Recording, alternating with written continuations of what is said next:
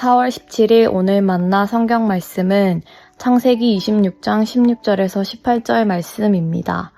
아비멜렉이 이삭에게 말하였다.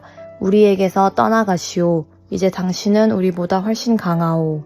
이삭은 그곳을 떠나서 그랄 평원에다가 장막을 치고서 거기에 자리를 잡고 살았다. 이삭은 자기 아버지 아브라함 때에 팠던 우물들을 다시 팠다.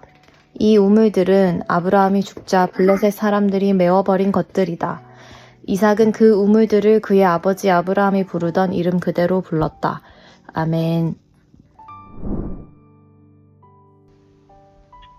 오늘 만나로 만나주시는 하나님을 기대합니다. 우리는 흔히 하나님의 복을 생각할 때 삶이 더 편안해지고 사람들과의 관계도 더 좋아지고 형편이 나아지는 모습을 떠올립니다. 믿음대로 살면 문제는 줄어들고 길은 더 수월해질 것이라 기대하기도 합니다.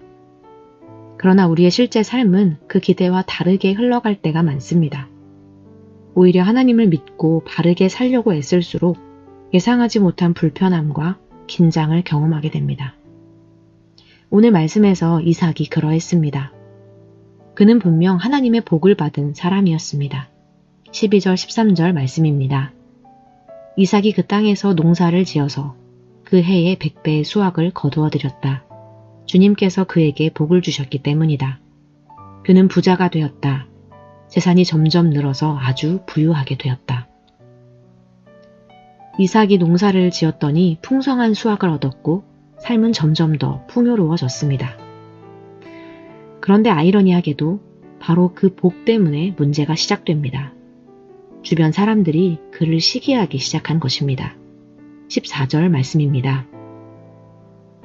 그가 양떼와 소떼, 남종과 여종을 많이 거느리게 되니 블레셋 사람들이 그를 시기하기 시작하였다. 잘못한 것도 없고 그저 열심히 살았을 뿐인데 급기야 왕이 나서서 이삭에게 떠나달라고 요청합니다. 우리가 생각하는 복받은 삶과는 너무 다른 실상입니다. 우리는 종종 복을 지키는 것으로 이해합니다. 하나님이 주신 것을 잘 붙들고 빼앗기지 않도록 지키는 것이 복된 삶이라고 생각합니다. 그러나 이때 이삭이 어떻게 반응하는지를 주목해야 합니다. 이삭은 자신의 권리를 주장하거나 이룬 것들을 지키려고 하지 않았습니다. 그는 조용히 그 자리를 떠났습니다. 17절 말씀입니다. 이삭은 그곳을 떠나서 그랄 평원에다가 장막을 치고서 거기에 자리를 잡고 살았다. 이삭이 자리를 옮긴 이유는 무엇일까요? 단순히 성격이 온순해서 혹은 힘이 약해서 자포자기하는 심정은 아니었을 것입니다. 18절 말씀입니다. 이삭은 자기 아버지 아브라함 때에 팠던 우물들을 다시 팠다. 이 우물들은 아브라함이 죽자 블레셋 사람들이 메워버린 것들이다. 이삭은 그 우물들을 그의 아버지 아브라함이 부르던 이름 그대로 불렀다.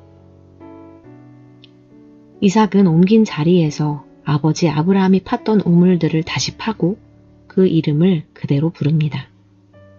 이름을 그대로 불렀다는 것은 그때 함께 하셨던 하나님이 지금도 동일하게 함께 하신다는 신앙 고백입니다.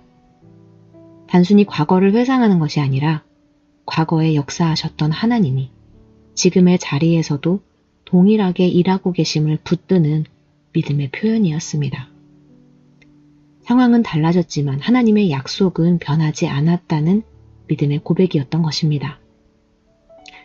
그럼에도 불구하고 이후에도 비슷한 일이 반복됩니다. 이삭이 우물을 다시 팠을 때 그랄 목자들이 와서 소유권을 주장하며 갈등을 일으킵니다.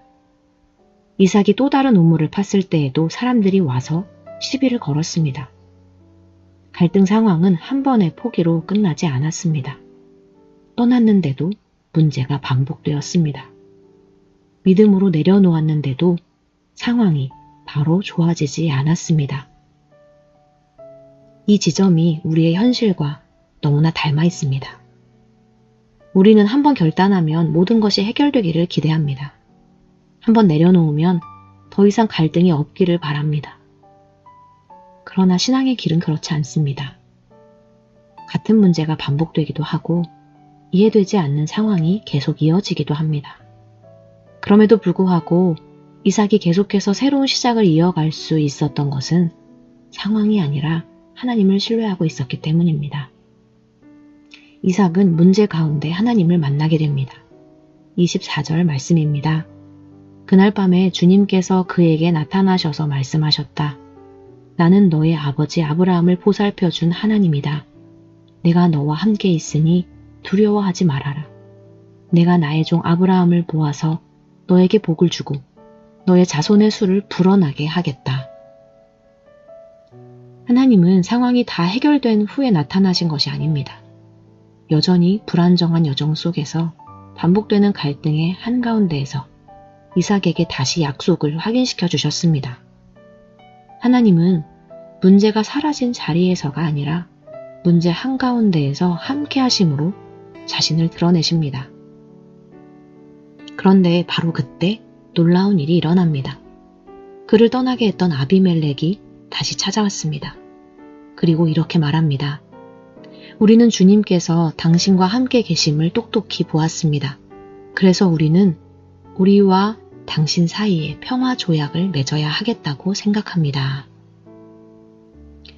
처음에는 시기와 두려움으로 그를 쫓아냈던 사람들이 이제는 그를 인정하고 화친을 요청하면서 찾아온 것입니다. 이삭이 자신의 권리를 지키기 위해 싸웠다면 어땠을까요? 아마 더 큰 갈등과 상처만 남았을지도 모릅니다. 그러나 이삭은 반복되는 갈등 속에서도 하나님을 신뢰했고 자신을 증명하기보다 하나님께 맡겼습니다. 그러자 하나님께서 친히 그의 삶을 증명하셨습니다. 신앙은 모든 갈등이 사라진 삶이 아니라 갈등 속에서도 하나님을 신뢰하는 삶입니다. 하나님이 주시는 복은 편안한 삶만이 아니라 하나님과 동행하는 삶입니다. 우리가 하나님을 신뢰하며 나아갈 때 그 믿음의 길 위에서 하나님께서 우리의 삶을 통해 당신의 함께하심을 드러내실 것입니다. 기도하겠습니다. 하나님, 어려움과 갈등을 만날 때에도 하나님을 바라보게 하옵소서. 문제 가운데 함께하시는 하나님을 붙들게 하시고 우리의 삶을 하나님께 맡기게 하옵소서. 하나님과 함께 걸으며 우리의 삶을 통해 하나님의 함께하심이 드러나게 하옵소서. 예수님의 이름으로 기도합니다. 아멘. 이제 두 가지 기도 제목으로 함께 기도하겠습니다. 첫째로 말씀을 기억하며 기도하기 원합니다. 이해되지 않는 상황 속에서도 하나님을 신뢰하게 하옵소서. 둘째로 교회와 소그룹을 위해 기도하기 원합니다. 교회와 소그룹 가운데 서로의 삶과 모습을 통해 하나님의 함께하심을 보고 고백하게 하옵소서. 이렇게 기도하신 후에 개인 기도하시겠습니다.